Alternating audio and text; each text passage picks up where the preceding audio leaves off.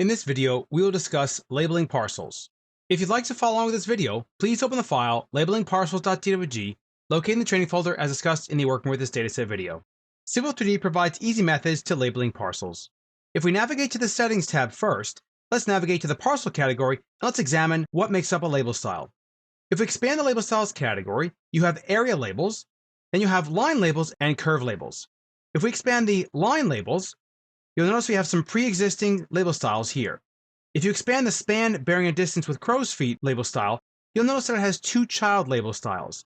Basically, these two label styles are reading this one, except they turn off one of the other parts for the main label here. Let's go ahead and double-click span, bearing, and distance, and let's navigate to the different tabs here. If we navigate to the General tab, you of course define the layer that the label style should go on, as well as the orientation for the label style, and so on. The Layout tab is the guts of the label. If you look at the drop-down, every label can be a table tag if necessary, and then we have the different components for the label style here. As you can see with the drop-down over here, you can basically add in anything that you ever need for your label per your standards. Let's look at bearing and distance. Let's go ahead and click on the Contents property and click the ellipsis button here, and this is how it's going to get the bearing over distance. If you look at the different properties, click the arrow here with those properties set to add it to the text component editor. Don't forget, you control the text height, the attachment, as well as any of the other properties necessary for the label style. Don't forget the drag state as well, that helps you control if you need to drag a label out and how you want it to actually be displayed when you pull it out. Would you like a leader with an arrowhead? Or maybe you perhaps rather have it as composed, that way when you drag it out, it stays in the same exact way that it was created. If we look at our drawing, our labels look very sloppy. This happened when we created the parcels and we automatically added labels. Let's go ahead and remove these and then we can neatly put them in as we need to. Select one of the labels, then right-click and choose Select Similar. Delete them. Now navigate to the Annotate tab, Label and Tables panel, and then click the Add Labels drop-down, Parcel, and then let's click on the Add Parcel Labels. Don't forget, if you select any of the default tools, it'll use the default label style defined in that command setting. If it's not the label style you want, you'll have to delete it and then recreate it. Let's click on Add Parcel Labels. If you look at the label types, you can do single segment, multiple segment, replace multiple segment, an area label, or replace an area label.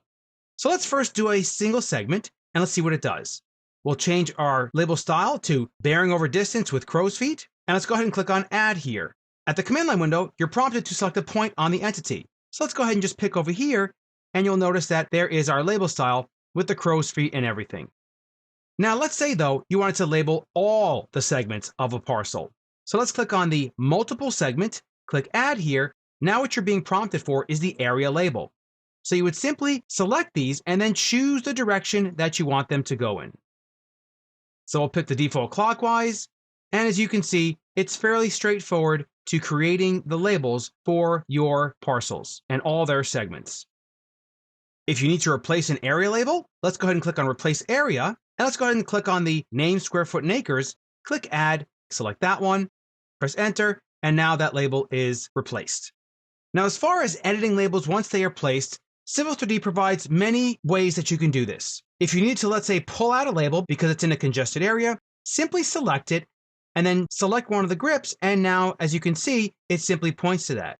If you need to add additional leader vertices, you can do so by clicking here if you need to go around some additional objects.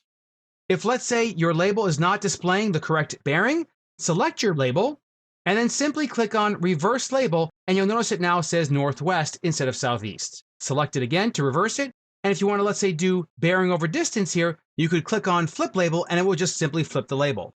If, let's say, you want to actually override a default label, let's say we want this one to say length equals over here, you could simply select this label and click on Edit Label Text and select the component you want to edit, and now you're actually overriding the default label style. So I'll press Enter here, type in length equals, click OK, and now you have that displayed as an override for that label style.